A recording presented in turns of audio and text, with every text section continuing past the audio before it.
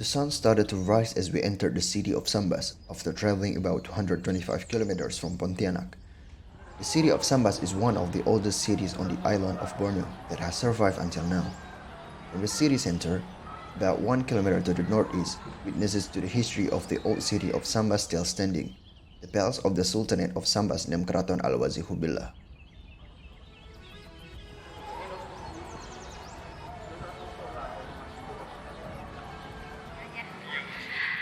Kebetulan nama saya Endang Sri Muningsi, saya istri dari almarhum Pangeran Ratu Haji Winata Kusuma. Kebetulan Bunda Ratu dari Pangeran Ratu Muhammad Tarhan. Anak saya itu laki-laki satu, kebetulan yang menggantikan almarhum suami saya, kebetulan beliau. Jadi dari kecil umur 11 tahun udah dilantik menjadi Pangeran Ratu. Nah gitu. Kalau untuk berdirinya Kesultanan Sambas itu pada abad ke-16 ya. Jadi Kesultanan Sambas berdiri abad ke-16 itu bukan di sini tapi di Galing Kota Lama. Itu didirikan dan diturunkan oleh raja yang namanya Sultan Tengah. Sultan Tengah itu anak raja keempat dari Brunei. Jadi beliau menurunkan raja-raja Sambas, kemudian menjadi raja pertama itu anak beliau Sultan Sulaiman. Nah, jadi biasalah raja-raja zaman dulu itu kan mencari lokasi wilayah yang benar-benar bisa bermanfaat bagi rakyatnya gitu.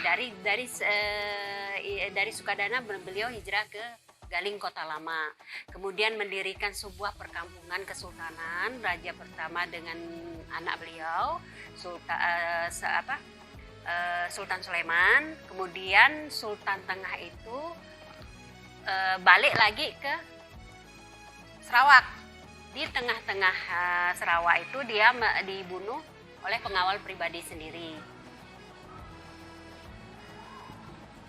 Jadi dari Sukadana itu anaknya hijrah mencari perkampungan yang bisa bermanfaat bagi masyarakatnya, bagi rakyatnya, terakhir di daerah sini.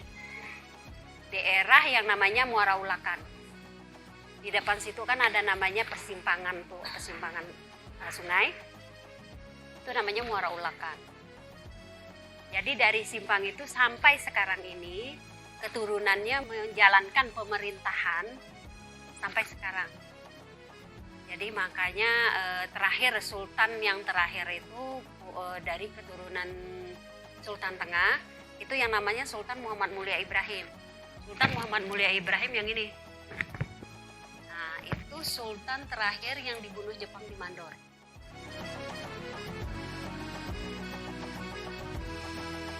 The main palace building is flanked by two smaller buildings. The one on the left is the palace kitchen, while the right is for the storage of the heirlooms and the former soldier shelter. After seeing the mosque, visitors can go to the main palace building, which previously had a gate. Entering the main building, visitors will see the trinkets of the palace heritage, which are still well maintained, and the condition of the palace is pretty clean. Di depan sekali, kan gambar naga atau elang laut. Kalau boleh dibilang mitos untuk lambang dari Kesultanan Sambas, mengapa Sultan Sambas memilih binatang-binatang langka? Ya kalau kita bilang elang laut, oke. Karena moncongnya tuh kan moncong elang kan. Boleh dibilang elang. Bangsa elang, seekor elang itu melambangkan wibawa seorang sultan. Dia punya pandangan lurus, dia punya insting untuk memburu, untuk melindungi keluarganya itu kan. Nah, itu namanya elang laut. Jadi boleh dibilang elang laut, oke. Kepala kan kepala elang. Terus badan tuh badan naga dengan kaki naga. Naga melambangkan seekor binatang yang ibaratnya hidupnya dari 3. Sungai, darat, laut. Dia hidup tuh kan bisa di darat, bisa di laut juga bisa, di udara apalagi. Nah, dia juga bisa melindungi seorang raja melambangkan seekor naga. Jadi dia bisa melihat situasi, dia bisa melihat pandangan-pandangan dari masyarakatnya, keadaan masyarakatnya itu dari segala penjuru.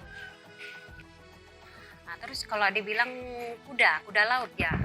Ekornya kan ekor kuda laut ya. Jadi seekor kuda laut itu melambangkan binatang yang cerdik. Cerdik di sungai, di laut ya. Jadi dia bisa menundukkan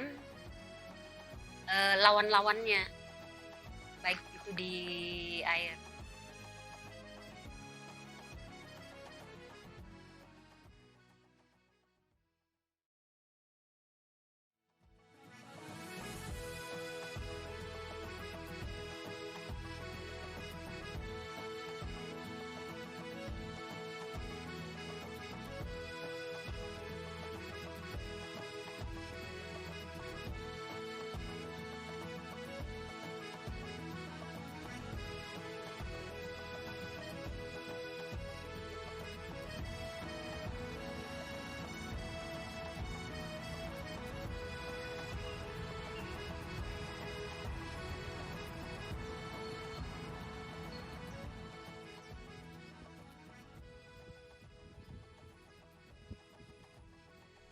Kampung Nombo is a village located at the center of Kuching, Sarawak. It is known as one of the few remaining villages in Kuching that still have a number of traditional Sarawak Malay houses. Before this village was given a numbered name as it is known today, it had its own name. Among them are Kampung Segoleng and Mungu Kubo. The name of these villages slowly disappeared when the British took over around 1946. It is done to make it easier for them to remember the name of the villages, probably because the native name is quite difficult to remember. Due to that, they have named the villages as number 1, number 2, until number 6, which people use until now.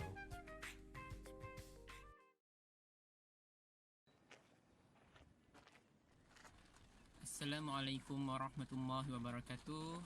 Nama kami Muhammad Aidit bin Aidi. Kami berumur 24 tahun.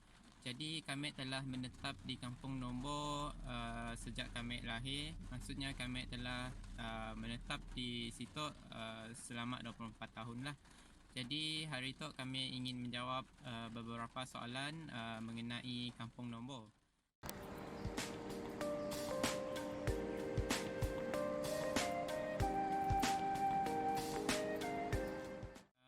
Pendapat saya, amat sedikit jumlah rumah dalam Kampung Nombo yang masih mengekalkan ciri-ciri tradisional.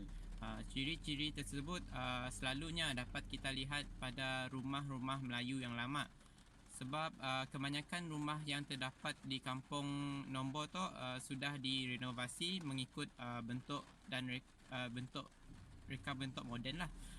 Hal ini disebabkan pada contohnya rumah Melayu lama kebanyakannya diperbuat daripada kayu. Jadi setelah beberapa tempoh yang lama kayu-kayu tersebut telah buruk, jadi terpaksa direnovasi.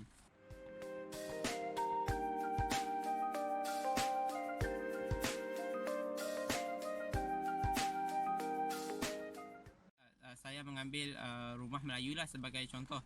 Jadi ciri-ciri rumah Melayu tradisional kebanyakannya diperbuat daripada kayu, khususnya dinding dan tiang rumah tersebut lah. Jadi tangga yang digunakan juga menggunakan kayu. Selain daripada itu, rumah Melayu juga dibangunkan di atas tiang rumah untuk meningkatkan keselamatan dari binatang-binatang dan juga untuk mengelakkan banjir. Jadi kayu-kayu selain daripada itu, kayu-kayu pada rumah Melayu juga mempunyai ukiran-ukiran yang unik.